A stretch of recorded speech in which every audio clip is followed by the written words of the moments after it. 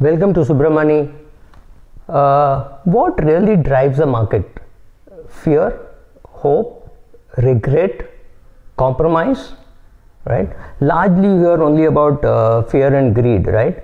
One of the things which drives the market is compromise, because fund managers look at the portfolio and say, it's okay, 1% of my portfolio I can afford to put it in this company, or 2% of my portfolio I can afford to put it in this company. Who knows, it might go up. These are shares which perhaps they may not even buy it as in their own portfolio, they may not even buy, but in the portfolio which they are managing, when they are managing other people's money, they might make a compromise and say, it's okay, I think so and so has bought, so it can't be too wrong. So fear, greed, yes. In my case, there is been a lot of regret in the things that I have done and the things that I have not done. So of course there is fear of missing out. You pick up a share and you say, okay, if I didn't buy, what would happen? If I bought, what would happen? That fear of missing out is there. But lot of times there is regret also, and I find that there is one type of regret. You see a share, let's say in my case it was Biocon. I saw it a few months ago, maybe 18 months or 20 months ago. I saw it at a good price, then I thought I'll buy. I bought a little, then I asked a couple of people I know, good friends, and one of them said, maybe even casually, that I think it is overpriced, and I didn't buy, and then the regret is much more. You saw a share, suppose you are seeing some share and I say, oh, it has doubled in the last 1 year. You feel bad, yes, I wish I had bought it, kind of stuff. So, but the regret is much worse if you paused, considered it, and then you didn't buy, or somebody told you not to buy, somebody whom you respect, but you don't respect as much as you respect yourself. So then then that regret is far greater. So for me it was Biocon, I wish I had bought more. But where I benefited was, I bought Ipca Laboratory, which has actually doubled.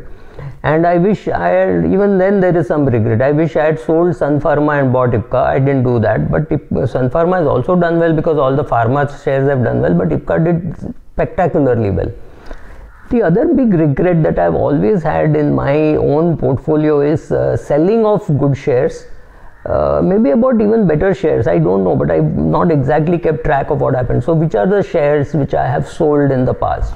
I've sold HDFC Limited, I've sold HDFC Bank, I've sold Colgate, I've sold PNG, I've sold Hero Honda, or Hero Motors as it's now called, I've sold MRF, I've sold Hindustan Lever, right? So I have sold these shares. Now I have not sold everything, but I've sold it partially. Some, like Hero Motors, I exited because I was not very sure about the quality of management after the exit of Honda. So I've been a long time investor in Hero Honda, 40 rupee entrant and a 2000 rupee exit kind of stuff.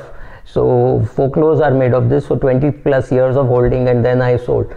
So then also another regret is, when I buy a bad share, I have not, sometimes I have not sold off immediately. If I bought a bad share, see, for example, I bought GMR at 70 rupees or 70 or 71 or something like that, and when it was 68 or 69, I spoke to another friend and he said, are you mad, this is shit, just sell it off. So I sold it off, so I lost 2 rupees. That's fine. That does not bother me, but there are times when you buy, there are some shares which you wouldn't have even heard of. So yes, those shares I bought, and I've just, Jupiter Bioscience, I broke a rule of, those were the ones which made me clear the rules that if it is a Hyderabad based company, I will not buy. Jupiter Bioscience was the one in which I lost money. Now the question is, when you buy a share at 100 rupees and it comes down to 75 rupees, you sell off, you say, okay, something is wrong, the market has fallen 25%, let me sell off. I didn't do that. I held on for a much longer time, sold it at 30 rupees or something, but I'm still happy because it is now at $3, right?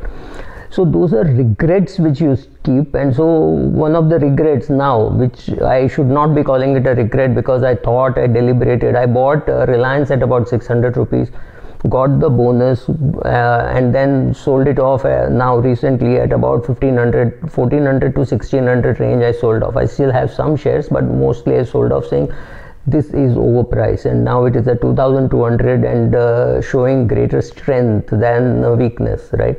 So these kind of regrets will always remain. You can't do anything about it, but at least now an important learning is, if it's a good share and if it is on a good bull run, maybe you shift the stop loss rather than say, I mean, it's not a company where I was very impressed with its ESG. So Reliance is not a share which I've always held permanently. I bought, sold, I've exited, but some 500 shares of Reliance will always be there in my portfolio. This is the tribute to the original Dhirubhai. Right, so some of these things remain.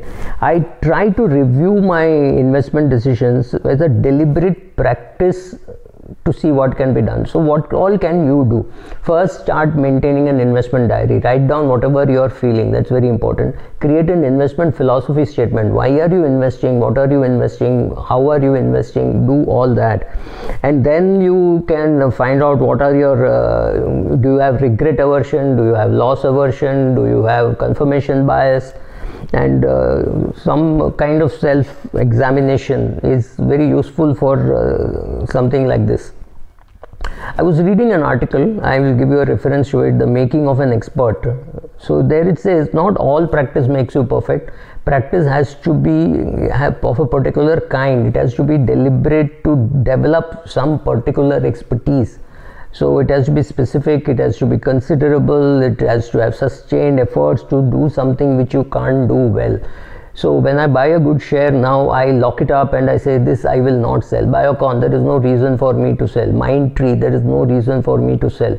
If I don't see a reason for me to sell, I have promised myself I will not sell. I will not sell just because I'm bored. I will not sell just because of some other, if I find some better company, it's a different thing, but then I have to first get rid of all the nonsense that I hold in my portfolio.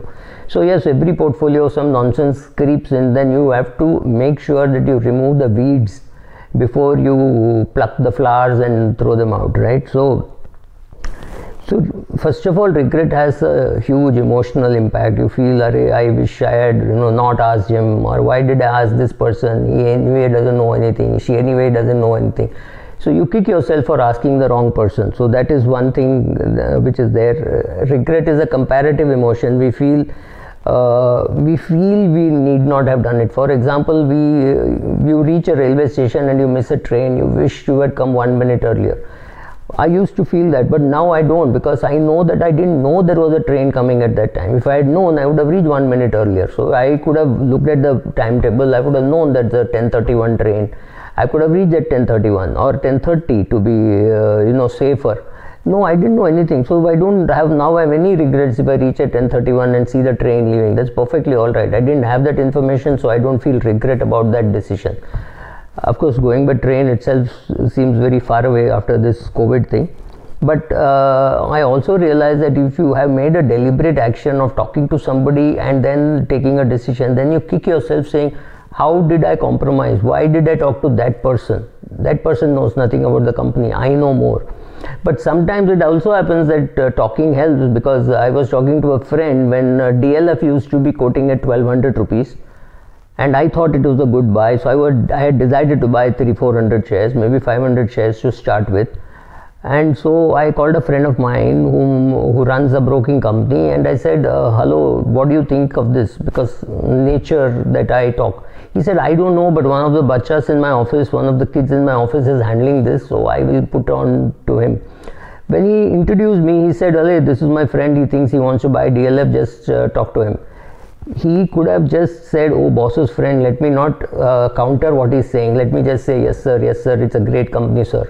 But when I picked up the phone and talked to him, he said, DLF? I said, yes. He said, sir, it has got one digit too much.